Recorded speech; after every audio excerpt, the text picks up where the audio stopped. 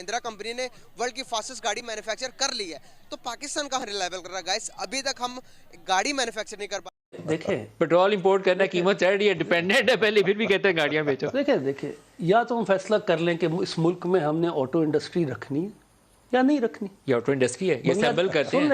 आपकी भी कारों में आपकी इकोनॉमीज ऑफ स्केल वाला कॉन्सेप्ट एग्जिस्ट नहीं करता अभी तक। माजरत के साथ आपने 10 पार्टियां मार्केट में डाली हुई हैं, वो पुर्जे बाहर से मंगा के जोड़ के हमें गाड़ी देते हैं 6 महीने बाद, पैसे एडवांस लेके मेरे से। तो वो ब्लैक मार्केटिंग और मुनाफे का जो तरीका उनका है ना। महंगाई इतनी ज्यादा है कि हम अपने डेली एक्सपेंडिचर को बड़ी मुश्किल से मीट कर सकते हैं, ठीक है, तो गाड़ी लेना तो बड़ी दूर की बात है। अभी मैं पैसे जमा करती हूँ कि जी हाँ मैंने फलानी गाड़ी लेनी है, और 2 महीने बाद मुझे पता चलता है कि जी उस गाड़ी की कीमत में तो और इजाफा हो गया। बस करते तो मैं पैसे जमा बस करते हैं 2 महीने बाद मेरे पास वो इंस्टाग्राम पे हर 10 दिन बाद मैसेज आ रहा होता है, 15 दिन बाद मैसेज आ रहा होता है कि फलानी गाड़ी की कीमत इंक्रीज होगी, फलानी की। और ये भी नहीं कि कोई 1-8 लाख रुपया, 2 लाख 3 लाख 4 लाख 10 लाख 15 लाख 13 लाख दे, लेकिन वो 40 50 लाख की गाड़ी होगी। एक और अलमिया ये है कि एक हमारे यहाँ एक टर्म यूज होती है ओन मनी। बात करूं अगर मोबाइल इंडस्ट्री की, अगर मोबाइल इंडस्ट्री की मैं बात करूं तो पाकिस्तान ने अभी तक अपनी कोई भी गाड़ी मैन्युफैक्चर कंपनी नहीं खोली। और सुजुकी कंपनी की जानिब से प्रोडक्शन बंद करने की जो है वो धमकी आई है, या फिर आप कहें वो उस पर गौर कर रहे हैं कि शायद सुजुकी कंपनी अपनी प्रोडक्शंस बंद कर दे। अगर हालात यही रहे तो क्या पाकिस्तान डिफॉल्ट की तरफ जा सकता है, या जैसे कि हम अपने शो में हमेशा तलहा कहते हैं कि पाकिस्तान डिफॉल्ट कर चुका है, और अगर ऐसा हुआ तो क्या हो?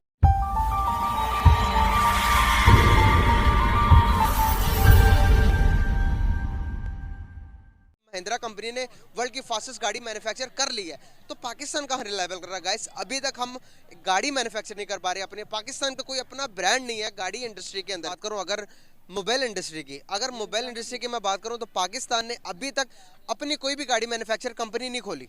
अगर मैं बात करूँ बाहर की, अगर टोयोटा की बात करें, होंडा की बात करें, ये जितनी भी कंपनीज है ये सारी असेंबल होती हैं पाकिस्तान के अंदर।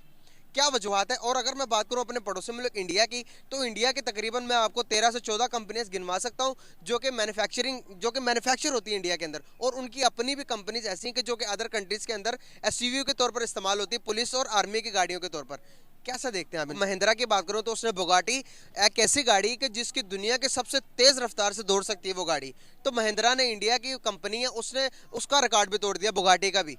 क्या कहना चाहेंगे कि इतना फास्टेस्ट, अगर इकोनॉमी की बात करूं तो बुगाटी से भी तेज दौड़ रही है इंडिया की। हमारी इकोनॉमी कहां लैग कर रही है? हम क्यों नहीं ग्रो कर पा रहे? हमारे पॉलिटिशियंस क्या कर रहे हैं? देखिए, इसमें से सबसे बड़ा फैक्टर है ना वो टैक्स का फैक्टर है, ठीक है। वो इंडियंस ने क्या किया कि अपना जो उनका होम बिजनेस मैन है ना, ठीक है, उसको इंसेंटिव्स बहुत ज़्यादा दे दिए हैं, ठीक है। अगर आप उनके अपना किसानों की बात करें या कोई भी किसी भी बात करें जाते हैं, वो बहुत ज़्यादा इंसेंटिव देते हैं बिजनेसमैन के लिए, कोई प्रॉब्लम्स नहीं है, ठीक है। जितनी की टेक्निकल चीज़ें हैं कंपनीज़ को उधर फार्म करने में, उनको रन अप करने में, ठीक है, उनके जो लीगल इशूज़ होते हैं, ठीक है, वो कम से कम कर दिए उन्होंने उस प्रोसेस को, ठीक है। और जो हमारा बिजनेसमैन है, चाहे वो इवन के एक्सपोर्ट या इंपोर्ट एक्सपोर्ट ही कर रहा है, ठीक है, तो हमारा भी वो सेटअप नहीं बन सका, या हमारा वो एक मैकेनिज्म नहीं बन सका, ठीक है, कि क्योंकि टैक्स कल्चर जो है ना वही आपका बिजनेस से वो सारी चीज़ें हो रही होती हैं, ठीक है। तो जितनी देर तक आप अपने बिजनेसमैन को ये नहीं करेंगे ना कि उसको इंसेंटिव्स नहीं देंगे, तो ये मसले मसाइल आते रहेंगे। सबसे पहले अगर आप इन चीज़ों को, पॉलिटिकल जो स्टेबिलिटी है स्पेशली, ठीक है ना, आपका पॉलिटिशियन ही होता है, ठीक है, जो आपकी पॉपुलेशन को लेके आगे चलता है, ठीक है। आप अगर इस काम में लैग कर रहे हैं, ठीक है, क्योंकि आपका जो लीडर है, ठीक है, वो आपका होल क्लास को रिप्रेजेंट कर रहा है, ठीक है। अगर उसको एक प्रॉपर तरीके से अपनी सीट पे आएगा, एक प्रॉपर तरीके से सारी चीज़ें होंगी, तो मेरे ख्याल में वो ओवरऑल सबके लिए अच्छा हो सकता है। आने वाले टाइम के अंदर तो जहां पर हम देखते हैं कि अभी प्रिडिक्शन की जा रही है कि इंडिया इतना को फास्टेस्ट ग्रो कर रहा है, आने वाले टाइम के अंदर वो सुपर पावर भी बन सकता है, चाइना को भी बीट कर सकता है। इसको कैसे देखते हैं? क्या बीट कर सकता है इंडिया चाइना को? सर देखें, बीट करना या ना करना वो एक अलग बात है, ठीक है, लेकिन वो जिस लिहाज से वो एक चीज़ों को आगे लेके जा रहे हैं, ठीक है, तो इसमें दो राय कोई नहीं है कि इंडिया जो उसकी करंट पोजीशन है ना, ठीक है, तो वो उसी साइड पे जा रहा है कि वो सुपरहिट कर सकता है वो। अगर मैं बात करूं पाकिस्तान के अंदर तो एक भी गाड़ी मैन्युफैक्चर कंपनी नहीं है जो कि अपनी गाड़ी असेंबल करती हो, अपनी गाड़ी मैन्युफैक्चर करती हो। हम सारी असेंबलिंग करते हैं, बाहर से पार्ट्स मंगवा के पाकिस्तान में बनवाते हैं। दूसरे नंबर पर अगर मैं इंडिया की बात करूं तो उनकी टाटा कंपनी देख ले, महिंद्रा कंपनी देख ले, जो कि वर्ल्ड की टॉपेस्ट गाड़ियां बनाती है, और इटली हो गया, साउथ अफ्रीका, इन जैसे कंट्रीज के अंदर पुलिस की गाड़ी के तौर पर और आर्मी की गाड़ी कि एसयूवीज के तौर पर इस्तेमाल होती हैं।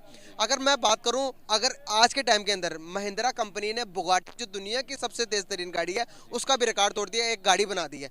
क्या समझते हैं हम कहाँ रिलायबल कर रहे हैं, वो कहाँ पर रिलायबल कर रहे हैं? वो हमसे बहुत आगे हैं इस इंडस्ट्री में। उसकी वजह है कि एक तो जो दो कंपनियां पाकिस्तान में, एक टोयोटा और एक होंडा, इनकी अपनी मोनोपोली कह लें आप। कंपनीज ने कोशिश की है, चाइनीज़ मुख्तलिफ लोगों ने प्राइवेट सेक्टर में यहाँ प्लांट भी लगाए हैं, एक पर्ल है, ब्रावो है, लेकिन उसको फेल कर दिया गया। ये बड़े बिग लेवल पे गेमें हैं जो आम इंसान की समझ से बाहर हैं।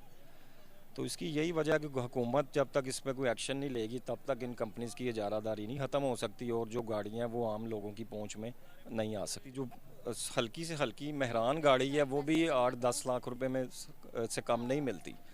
आप क्या कह रहे हैं? लग्जरी गाड़ियाँ उनकी प्राइस डॉलर की वजह से वैसे ही बहुत हाईली इंक्रीज़ हो चुकी है।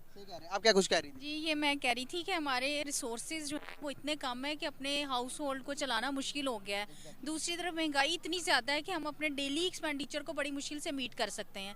ठीक है, तो गाड़ी लेना तो बड़ी दूर की बात है, उसके लिए तो सालों साल कमेटियाँ डालो, पैसे जोड़ो, फिर आप गाड़ी ले सकते हैं। और मैं आपको एक और सरप्राइज, पढ़े लिखे हमारे मास्टर्स लेवल पे हम जो पर्सन हैं उनके लिए गवर्नमेंट जॉब्स नहीं है। कितनी गलत बात है। I am master holder, I am HR professional, so I don't have government job and this is very very very, मैं कहती हूँ कि शर्मनाक बात है कि मास्टर लेवल पे गवर्नमेंट नौकरियाँ नहीं है, तो हमें तो नौकरी देनी चाहिए ना। बहुत दुख की बात है।